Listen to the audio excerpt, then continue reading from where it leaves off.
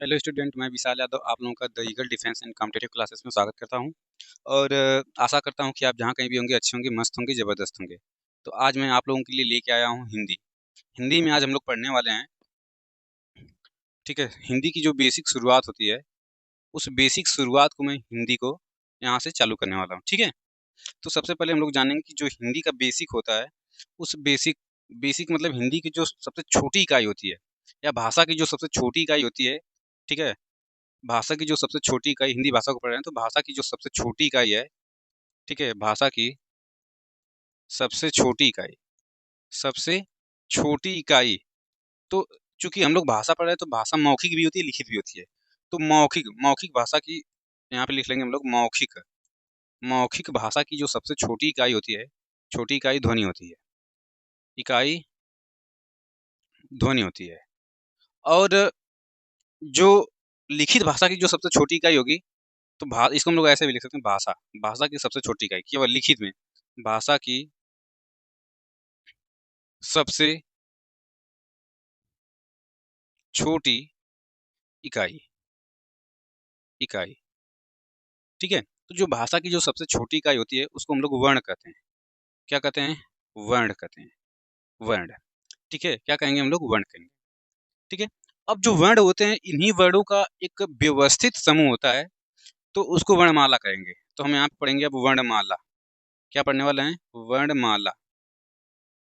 कोई पूछे वर्णमाला क्या होता है तो हम कहेंगे कि वर्णों के व्यवस्थित समूह को, वर्णों के व्यवस्थित व्यवस्थित जो समूह होता है हमारा, समूह को वर्णमाला कहते हैं। वर्णों के व्यवस्थित समूह को वर्णमाला कहा जाएगा। जैसे आपको भी पता होगा कि माला मतलब होता है कि एक समूह। जैसे अगर मैं मोतियों की माला की बात करूं, तो उसमें क्या होता है कि मोती को एक क्रम से, मतलब जब एक समूह में हम लोग पिरोते हैं तो हमारा माला का निर्माण होता है। उसी प्रकार से अगर मैं बात करूं यहाँ पे, तो वर्णों को जब व्यवस्थित करते हैं एक समूह में क्रम से, ठीक है, वर्णों के व्यवस्थित समूह को, या हम बोल सकते हैं क्रमबद्ध समूह को, क्रमबद्ध समूह को वर्णमाला कहते हैं। क्या कहते हैं? वर्णमाला कहते हैं। वर्णमाला कहते हैं। तो वर्णों के व्यवस्थित समूह को वर्णमाला कहते हैं। ठीक है, इसको एक बार नोट कर लीजिए, फिर हम आगे चलते हैं।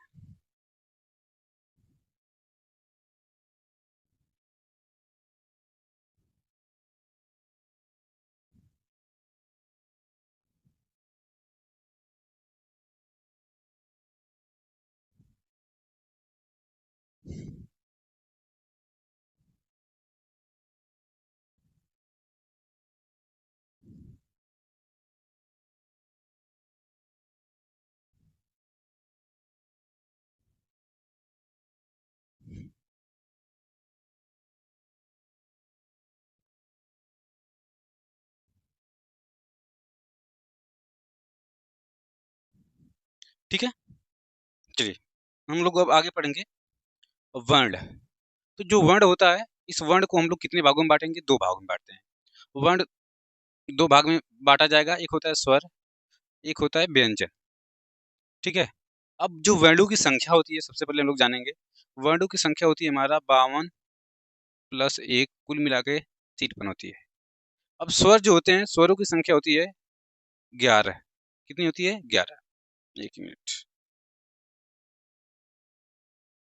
11 हमारे स्वर होते हैं।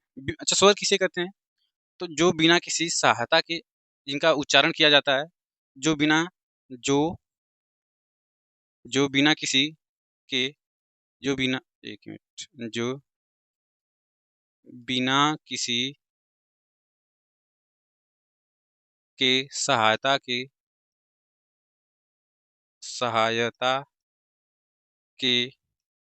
उच्चारित किए जाते हैं, उच्चारित किए जाते हैं,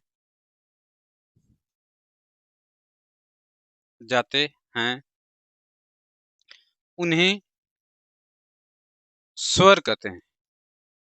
उन्हें स्वर कहते हैं। तो जो बिना किसी सहायता के उच्चारित किए जाते हैं उन्हें स्वर कहेंगे। और जो जो स्वरों की सहायता से, जो स्वरों की सहायता से, स्वरों की सहायता से बोले जाते हैं या उच्चारित किए जाते हैं, बोले जाते हैं या उच्चारित किए जाते हैं, उन्हें उन्हें व्यंजन कहते हैं, व्यंजन कहते हैं। ठीक है,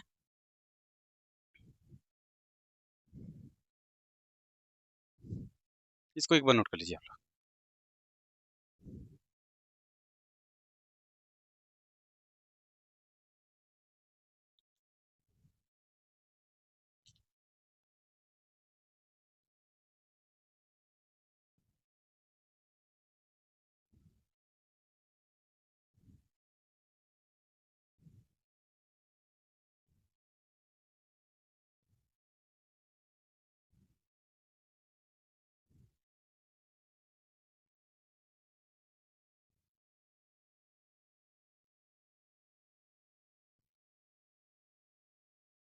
चलिए हम लोग चलते हैं आगे। अब हम लोग पढ़ेंगे स्वरों के प्रकार या स्वर के बारे में पढ़ेंगे, स्वरों का वर्गीकरण। हम लोग पढ़ने वाले हैं स्वरों का वर्गीकरण, स्वरों का वर्गीकरण, स्वरों का वर्गीकरण। ठीक है, स्वर का वर्गीकरण। तो जो स्वर है यहाँ एक ही में रहेगा, स्वर का वर्गीकरण। तो सबसे पहले हम स्वर को पढ़ेंगे किसके आधार पे? उत्पत्ति के आधार पे। किसके आधार पे? उत्पत्ति के आधार पर, आधार पर, उत्पत्ति के आधार पर हम लोग स्वर पढ़ने वाले हैं। ठीक है, उत्पत्ति के आधार पर हम लोग क्या पढ़ने वाले हैं? स्वर पढ़ने वाले हैं। ठीक है, ठीक है। चलिए, अब जो उत्पत्ति के आधार पे स्वर है, इसको हम लोग दो भाग में बांटते हैं। जो सबसे पहले होता है हमारा, अच्छा, उत्पत्ति के आधार पर, इसको हम लोग जब पढ़ेंगे तो उत्पत्ति के आधार पर हमारा जो पहला स्वर होता है, इसको हम कहते हैं मूल स्वर। कौन सा? मूल स्वर। इसको दो भागों में डिवाइड किया जाता है, एक होता है मूल स्वर और दूसरा होता है सद्य स्वर। कौन सा स्वर? सद्य स्वर। ठीक है, तो हम लोग उत्पत्ति के आधार पर जब स्वर का वर्गीकरण करेंगे, जो स्वर होता है, स्वर की संख्या होती है वैसे कितनी? 11। कितनी होती है? 11 होती है। स्वरों की संख्या होती है 11। अब इन 11 स्वर को हम लोग कितने भागों में बांटेंगे? तो दो भाग में। पहला होता है मूल स्वर। कौन सा? मूल स्वर। इनकी जो संख्या होती है 4 होती है। और जो दूसरा होता है सद्य स्वर। ठीक है, सद्य स्वर। जो सद्य स्वर होते हैं इनकी संख्या होती है 7। जो मूल स्वर हैं देखिए कौन कौन से हैं? ओ है, ई है, ऊ है और री है। तो जो मूल स्वर होंगे इनकी संख्या 4 है। कौन कौन से हैं? ओ, ई, ऊ, री। 4 स्वर होंगे, ये हमारे मूल स्वर हैं। अब आते हैं सद्य स्वर, इनकी संख्या कितनी है? 7। अब ये कौन कौन से हैं? तो सबसे पहले जो सद्य स्वर हम लोग पढ़ेंगे, इनको दो भागों में बांटते हैं। एक हम लोग बांटते हैं दीर्घ स्वर। कौन सा? दीर्घ स्वर। तो दीर्घ स्वर में आपका आ जाएगा, देखिए आपका आ जाएगा दीर्घ स्वर में इनकी संख्या होती है 3। आ, ई और ऊ। दीर्घ स्वर आ जाएगा, इनकी संख्या होती है कितनी? 3 होती है। कितनी होती है? 3।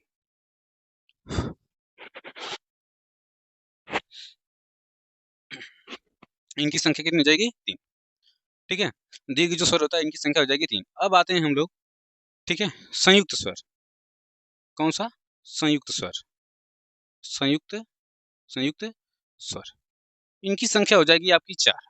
जो ये संयुक्त स्वर की संख्या होगी कितनी? 4। अब इसमें हम देखेंगे कौन कौन से संयुक्त स्वर होंगे।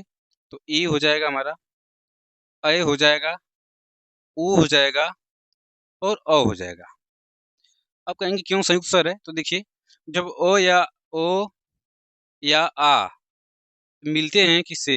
ई से, चाहे बड़ी ई से, तो हमारा बनता क्या है? ए बनता है। क्या बनता है? ए। और फिर जब ओ या आ जब ए से मिलता है तो हमारा बनेगा क्या? अ बनता है।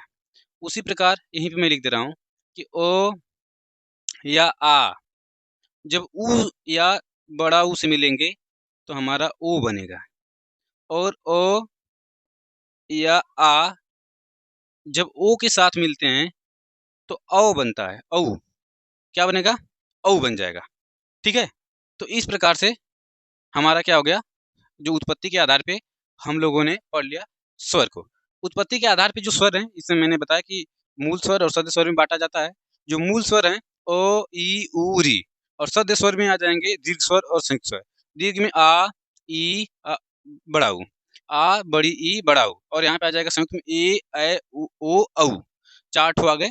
ठीक है, अब इनको हम लोग क्या कर लेंगे, नोट करने वाले हैं, तो नोट कर लीजिए।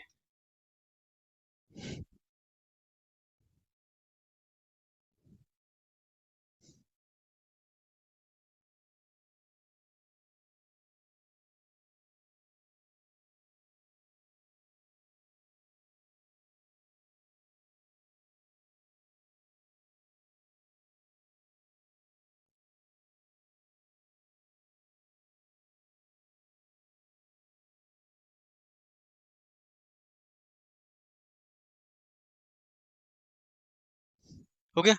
अब चलिए अगला, अब हम लोग पढ़ने वाले हैं मात्रा या उच्चारण में लगने वाले समय के आधार पर, समय के आधार पर, आधार पर। तो देखिए,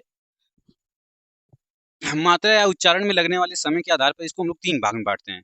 सबसे पहले हमारा होगा ह्रस्व, ह्रस्व या एक मात्रिक स्वर, एक मात्रिक स्वर।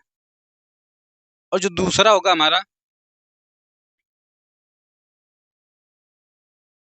दीर्घ या द्विमात्रिक स्वर, द्विमात्रिक स्वर। और जो तीसरा हमारा होगा, इसको बोलते हैं प्लूत स्वर। क्या बोलेंगे, प्लूत स्वर। ठीक है, इसको हम लोग बोलेंगे प्लूत स्वर, इसको हम लोग बोलेंगे प्लूत स्वर। अब आप लोग ध्यान दीजिएगा कि जो प्लूत स्वर होगा हमारा, ठीक है, जो हमारा ह्रस्व या एकमात्रिक स्वर होगा, तो हम कहेंगे कि देखिए एक ऐसा ऐसा स्वर जिसके उच्चारण में, ऐसा स्वर जिसके उच्चारण में एक चुटकी का समय लगता है, एक चुटकी का समय लगता है, एक चुटकी का समय लगता है, का समय लगे, उसको हम बोलेंगे ह्रस्व या एक मात्रिक। और जिसमें 2 चुटकी का, कितने का, 2 चुटकी का समय लगता है, उसको बोलेंगे द्विमात्रिक। और प्लूत स्वर उसको बोलेंगे कि जिसमें 2 चुटकी से ज्यादा का समय लगता है, उसको हम बोलेंगे प्लूत स्वर। अब ह्रस्व या एक मात्रिक स्वर में हम लोग पढ़ेंगे ओ, ठीक है, ओ, ई, उ और री। इनकी संख्या देखिए कितनी होती है, 4 होती है। जो दीर्घ या द्विमात्रिक होता है, इसमें आपका आ जाएगा 7 होता है। आ, बड़ी, बड़ा ऊ, ए, ऐ, ओ और औ। इनकी संख्या देखिए कितनी होगी, 3, 4, 7। इनकी संख्या हो जाएगी आपकी कितना, 7 हो जाएगी। कितनी हो जाएगी, 7।